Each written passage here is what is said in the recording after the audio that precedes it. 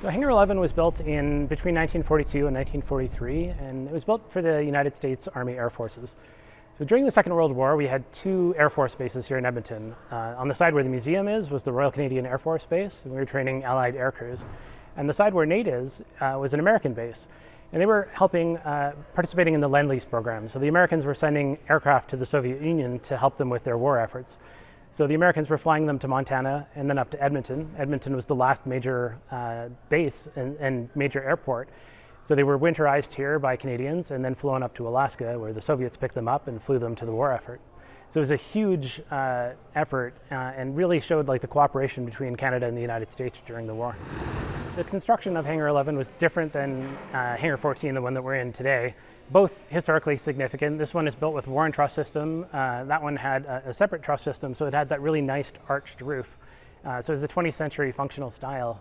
And obviously, yeah, it was a very large hangar, and there's nothing left to save of it. So it's a pretty shocking loss. Initially, it was scheduled for demolition when the airport closed.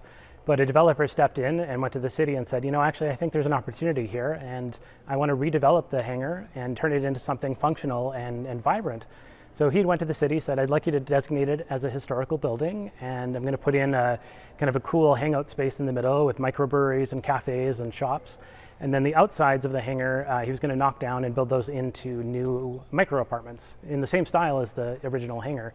So it was going to be a pretty interesting space with preserving the history, but also making it a functional, usable space. It's a real shame to see just another building gone, and it'll be essentially forgotten within a couple of years. Nobody will know that it was ever there.